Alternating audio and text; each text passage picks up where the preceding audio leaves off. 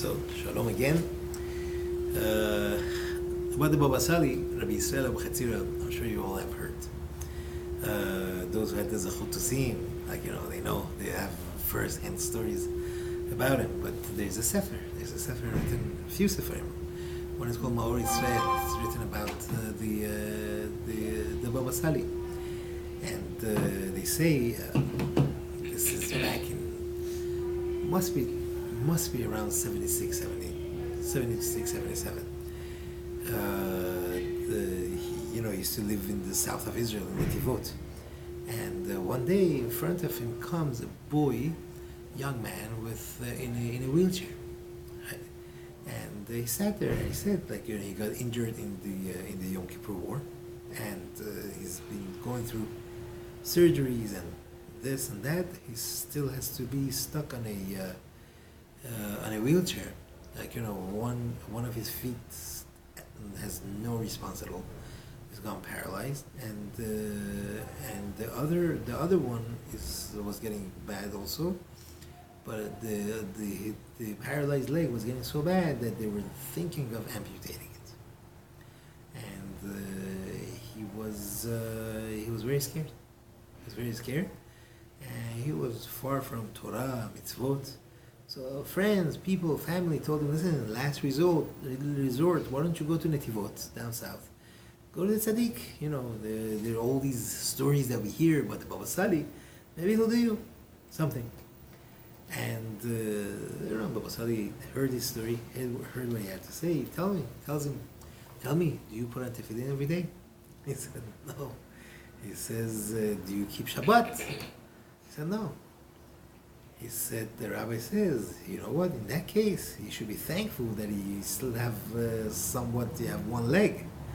Because where do you get the strength to even walk or to even breathe? That's Hashem gives it to you. When you do the will of Hashem, Hashem gives you, right?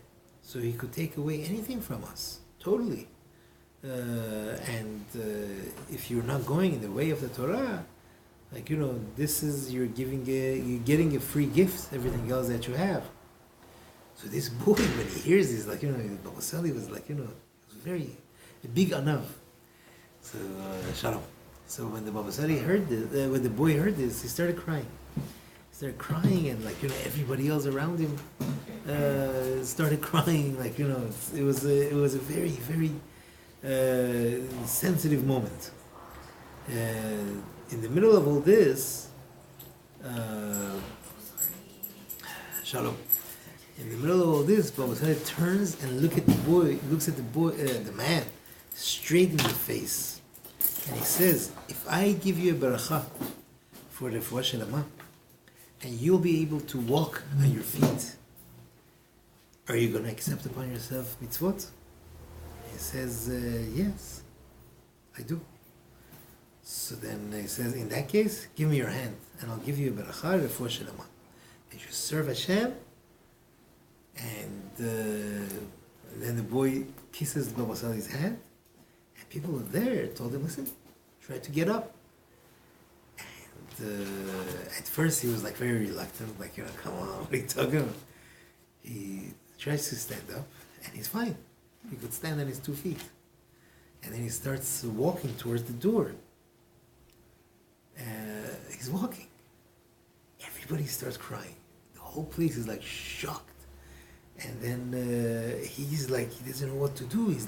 He walks outside. Those days, not everybody had phones.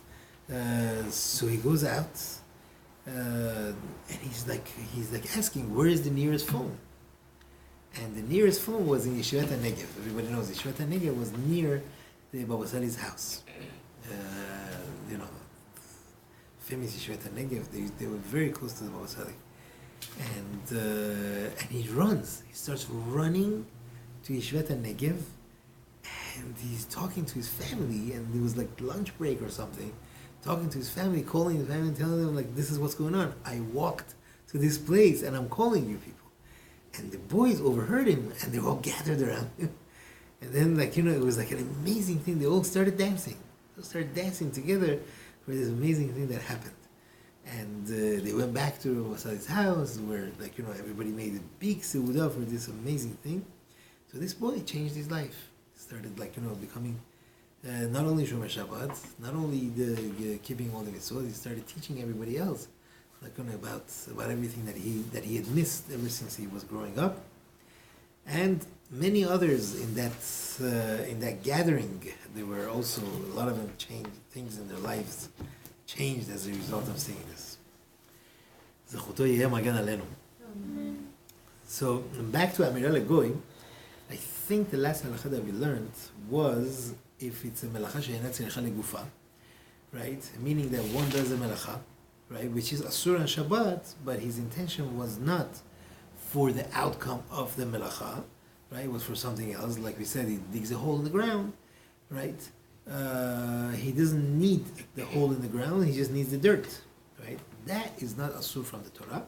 That's only asur midirabanan. Therefore, in that case, we could tell a goy to do something which is a melacha she'ena tzricha legufa. Let's say we said, for example, he forgot the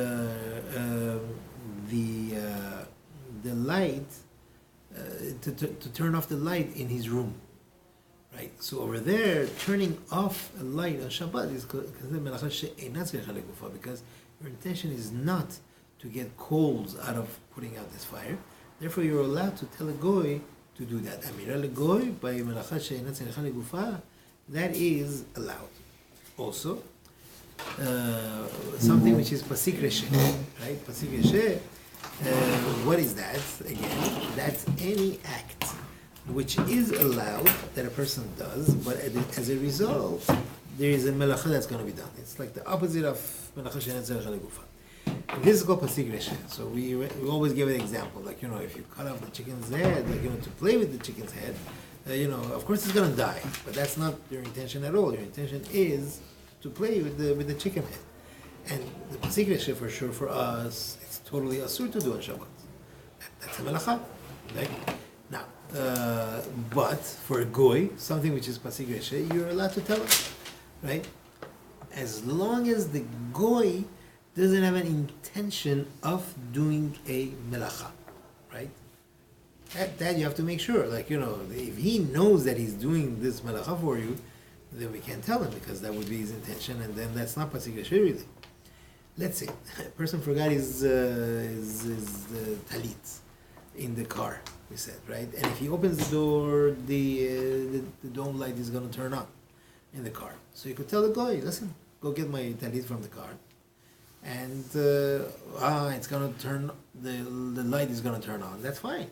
That's not what his intention is at all. His intention is to help me out, get my talit out of the car. Or someone forgets to turn the light out in the refrigerator.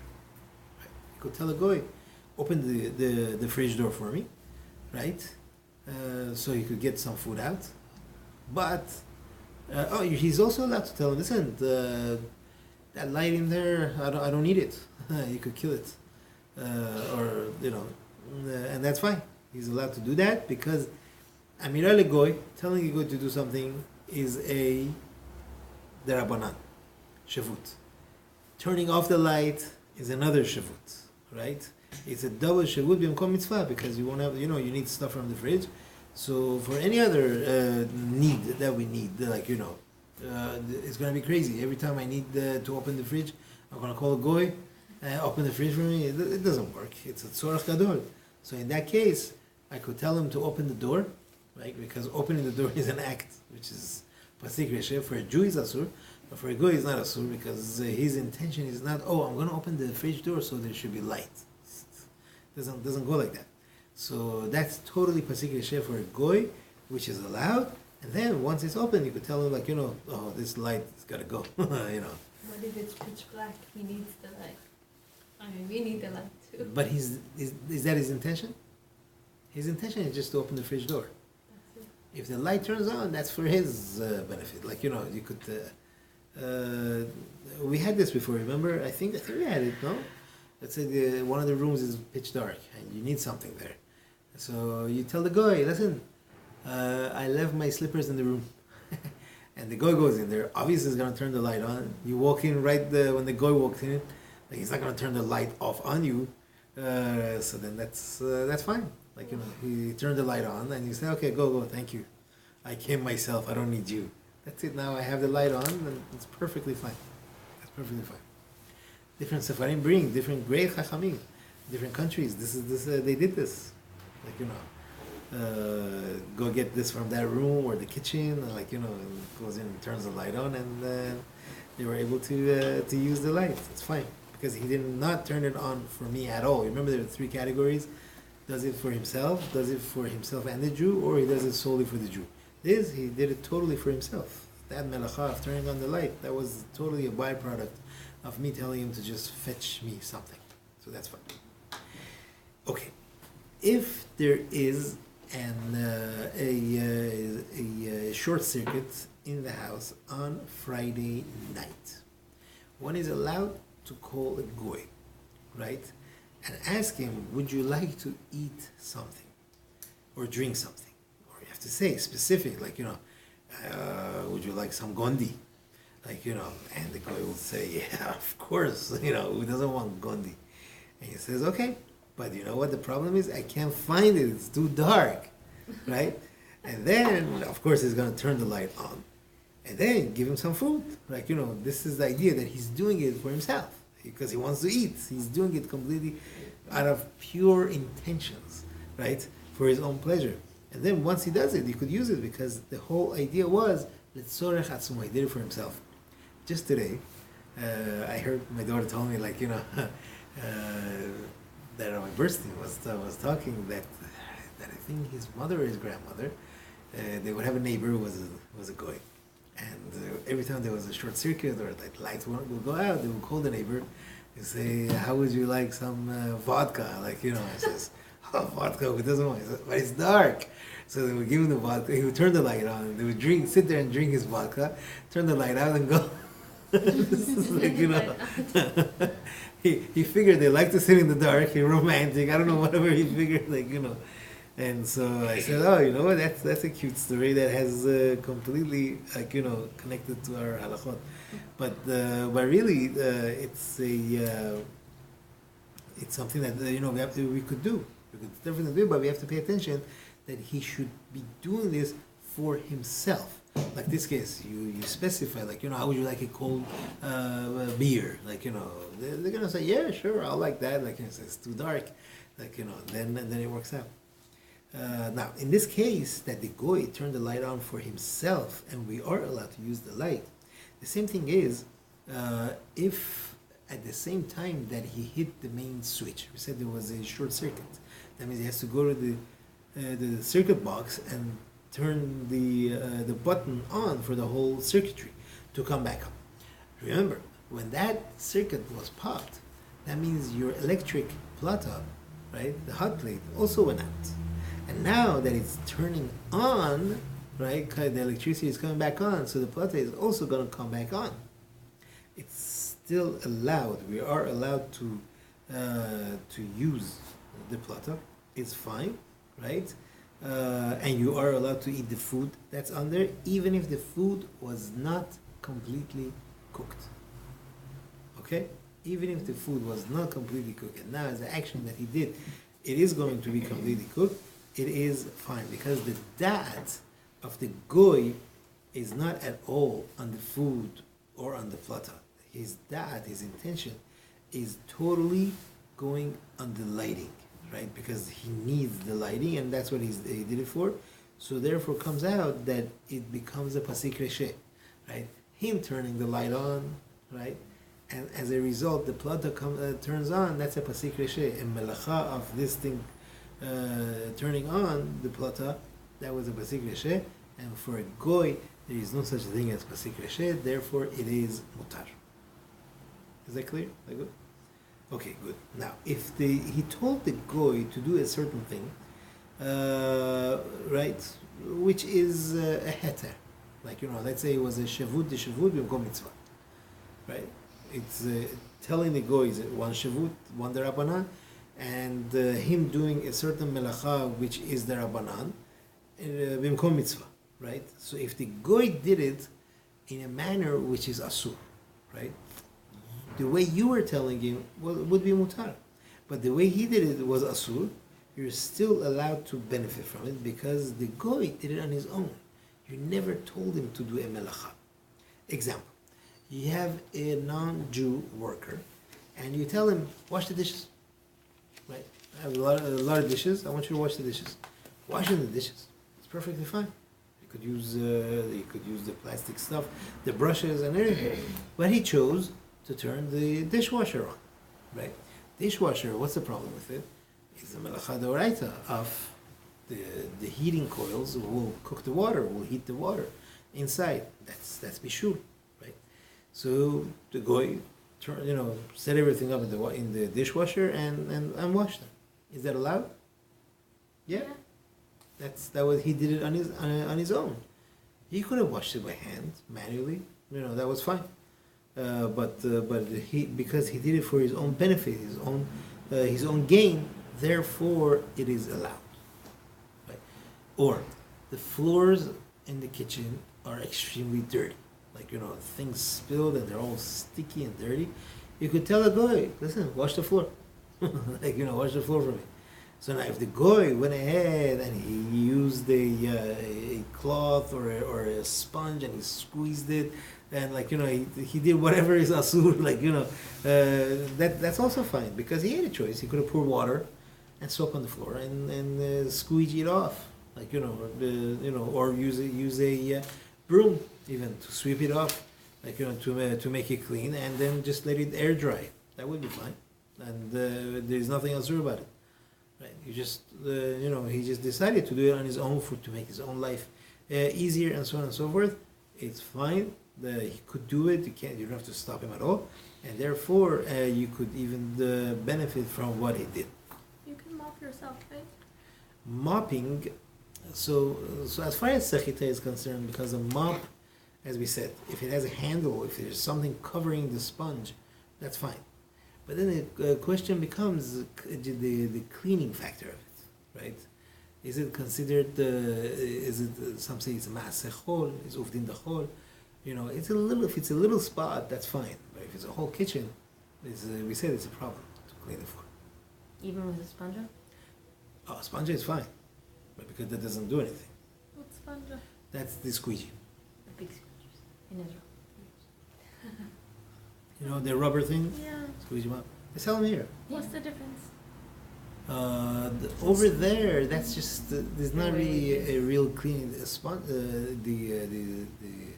squeegee, it just pushes the water off. It just dries it.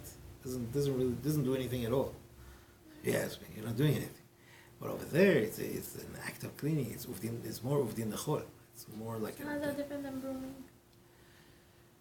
Brooming. How is it? What the sponging? Over the hole and cleaning. We're talking about cleaning, an act of sort of like laundry.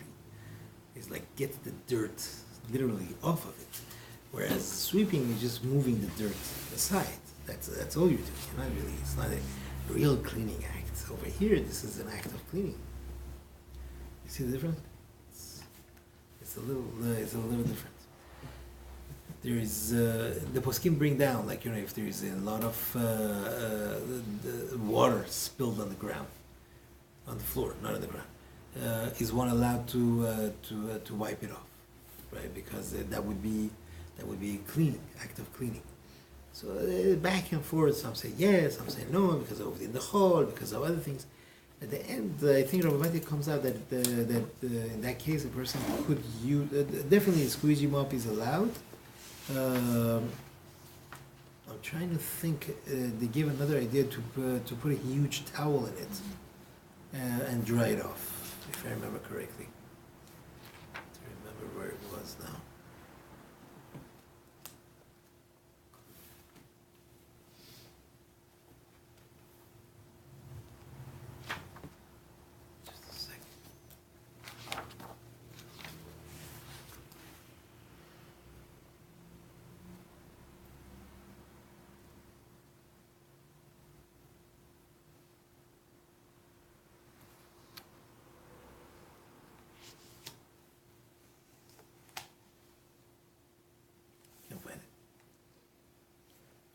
I'll try to remember where it was. All right, that's the difference between the sweeping and washing. Certainly, that would be a difference. And in this case, you're telling a goy to to clean up. Then it's his choice what method of cleaning to do. And even if he does something totally asur, we're fine. That was a choice that he made. Like turning on the vacuum? Turning on the vacuum. You tell him to clean the carpet. Tell him to clean the carpet. He could have just swept it, right? If he turns on the vacuum. For us, the Faradim, that's allowed. Ashkenazim, they have a thing of Hashma'at Kol. Because the sound is going to be heard, Ashkenazi poskim are more machmir on that. We Sephardim, we're not machmir on that. Therefore, if the goy, does it, it's fine. That's why even a dishwasher is allowed. By them, dishwasher also, afsha milta, it makes a sound that, people might think, oh, what are these people doing? So on and so forth. We're not choshesh, we're not fearful of that. So that's why it's allowed. You mean they would tell the housekeeper of the outfit, don't use the vacuum, don't use the dishwasher? They would probably stop him, yeah, they would have to stop him. Yeah. Now, you could tell a goy, again, we learned this halakha, I just wrote it, I think we pretty much said it, to tell him to go to a dark room, right, to get something, even though you know that he's going to turn the light on to find it. That's, in the same token that we just, all the things that we just mentioned, you are allowed to do it and you are allowed to use the light because he did it all for his own benefit. Now, can we tell a goy to turn the light on or the plata on, right? Even though you're going to tell him, listen, I'm going to pay you. So then that makes it that he's doing it for his own benefit. Right? Based on what we just said, that if he's doing it for his own benefit, he's not doing it for me, so that would be allowed. In this case, if you tell the goy, I'm going to pay you, so totally is monetary benefit for him. I'm going to pay you if you turn the light on, or if you turn the plata, the hot plate on. The halacha is that even if it's for a tzorech of mitzvah, we can't do that. We can't tell the goy to do that melacha for us. That's Amira le'akum, which the benefit, because I'm getting directly a benefit from what he does. Right? When the light turns on, or when he turns the plata on, I'm getting a physical benefit from what he's doing, and that's not allowed. Turning the light off, I'm not getting a direct benefit from his act. That's allowed. But turning it on or turning the hot plate on, there is a direct benefit that would not be allowed. Maran in the Shulchan Aruch writes in Siman Resh Nun Bet 252, Zeif Bet, he says, Mutar latet begadim lekoves goy samuch leShabbat. One is allowed to give clothing to a launderer. Goyim, you would have people to wash your clothes, right? That was a profession. So they would take it to the water, whatever it was, and they would wash it there.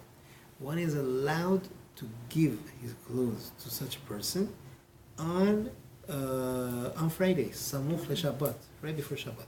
That's what he writes. But we need 3 conditions. Number 1, you have to be, it says kotzetz, you have to make up with him that you're going to pay him, right? That's it. So now he knows that there is a payment awaiting him. That's condition number 1. Condition number 2, do not tell him to work on Shabbat. Okay? Condition number 3, the goy should do it in his own house, not in the house of the Jew. Because there, people would see him, they would say, aha, he hired him.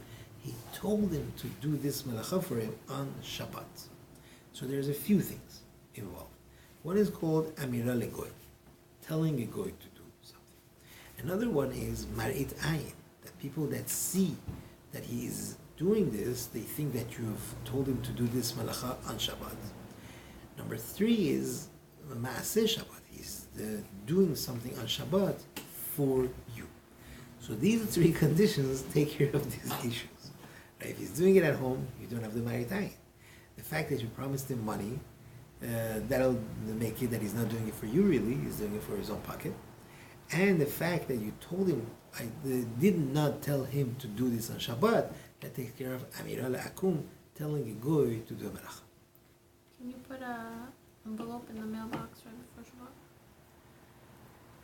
So, the answer is yes, you could, because he's not doing it for you, right?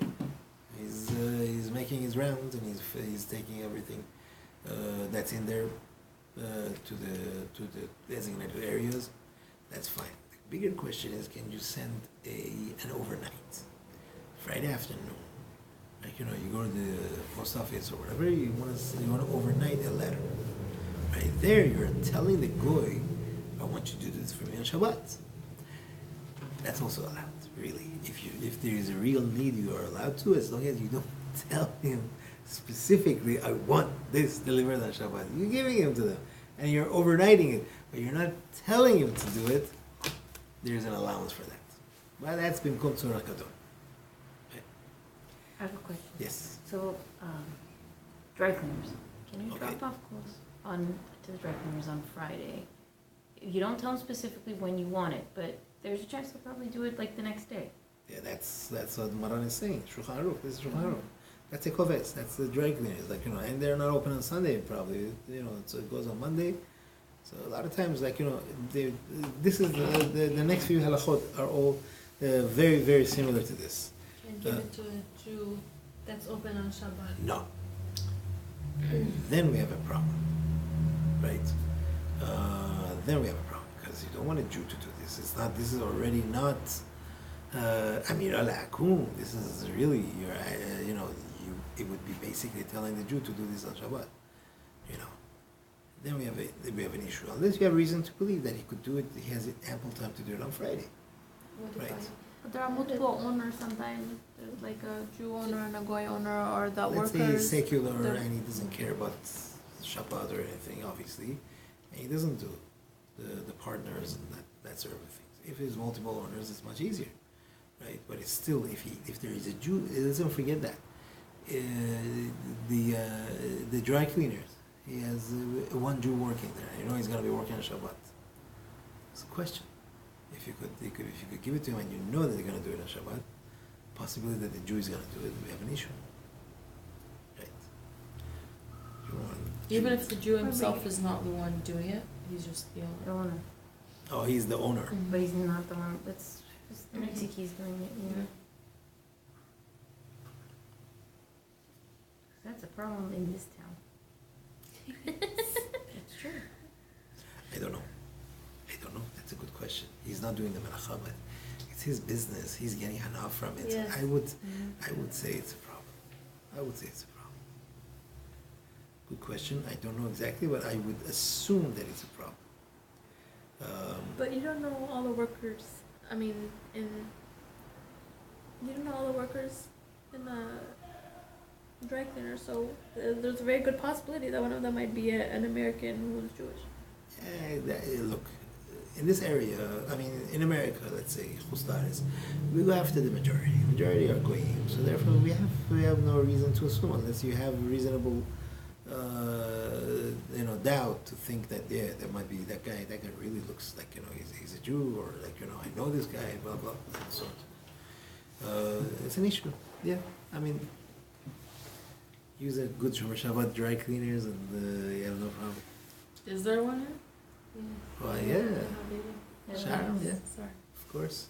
Let's advertise for him. Yeah. Wilshire Hill Cleaners, Yeah, Shomer sure. Shabbat. Excellent. Baruch Hashem. Now, let's To say give us a percent. I have to tell him, yeah. So let's say there is a melacha which is for a tzorach mitzvah, right?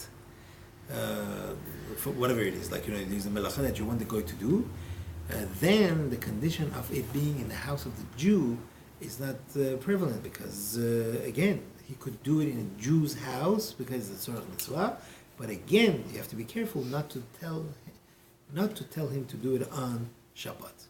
So therefore, that's why we're going back to the halakha that we said, there is no heter to tell a goy to turn the hot plate on Shabbat, right? Even though it's a tzorach mitzvah, and even though he's going to get paid for it, right?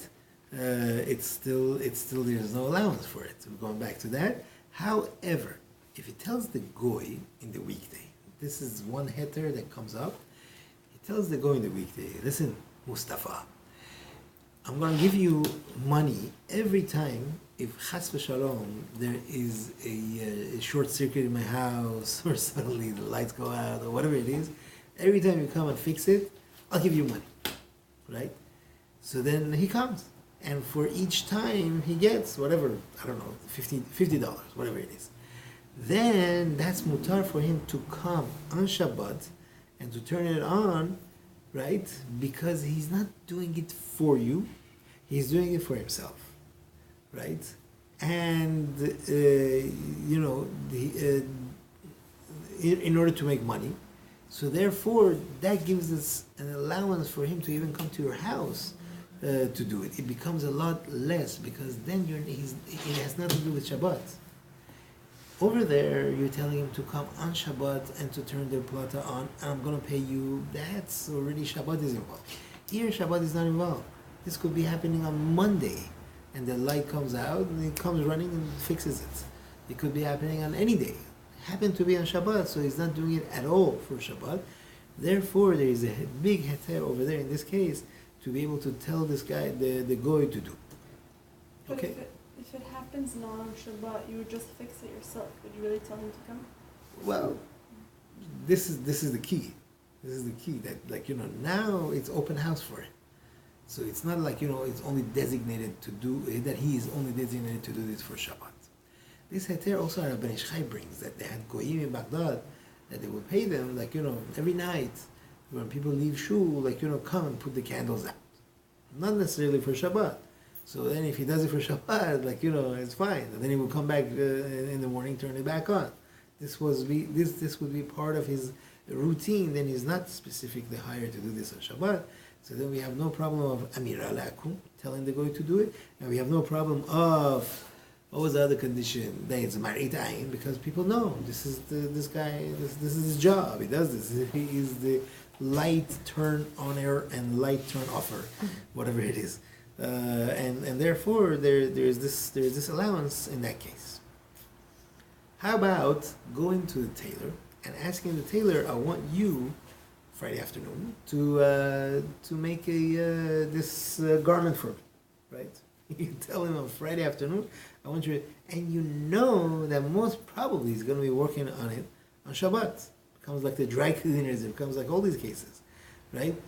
The halacha is that you are allowed to tell him. But again, you got to make up with him that I'm going to pay you. You got to not tell him to do it on Shabbat, right? And then he would be allowed to do it. And he does it in his tailor shop anyway, so then that's fine. Now, what happens if this guy, whatever, a month later, he finishes the garment, and he comes on Shabbat and delivers you on Shabbat, delivers you the garment. Right? First of all, you have to pay him. So then you won't. Say, listen, tailor, I can't pay you now, or maybe you paid him already from the beginning, whatever the case was. He just wants to be nice. He wants you to have it as soon as he's done, so he brings it. Or is one allowed to wear it on Shabbat? Why? Because he bought something? No, it's already bought. He just did the melacha of tailoring it, and he delivered it. It's fine. The halacha is really that he's doing it because his whole intention is for his own self, for his own good reputation, for his own sachar, right? And Ashkenazim are machmir on this, right? They don't wear it on Shabbat, right? Unless Ashkenazim also they have a kula, unless there is a real need, then they would do it. I remember one time we drove to Yosemite, and on the way our radiator, I don't know, blew up, I don't know, whatever happened, and we got stuck. So finally, after a lot of Shema Yisrael, we made it to our destination, Baruch Hashem, and then over there, one of the people that was taking care of the place, the guy was a preacher or something, but his hobby was, he had also a mechanic shop. He would do it just for a hobby. So I got into talking to him a couple of days later. I said, can you replace my radiators? He said, of course. And it happened to be one of the biggest hubs of radiators was in that area, So he says, I'm going to buy it for him. He went and he bought it. The guy was like so honest. He showed me every receipt and everything. So I told him, listen, I don't need you to work on this on the Sabbath. I don't need, it's fine. I do not need my car over Sabbath. You could give it to me on Sunday. I'm fine, perfectly fine. But whatever happens, I don't want to, I can't talk to you about it at all on Shabbat. Sure enough, the guy stays up all night, Friday night of all nights, and he fixes it. Friday, Shabbat afternoon, drives into the place where we're staying, nice and everything. And he doesn't even talk to me. He was so careful. He doesn't even look at me. He just leaves the car by our room, walks away. Doesn't look at me. I'm looking at him. Wow, this guy is amazing.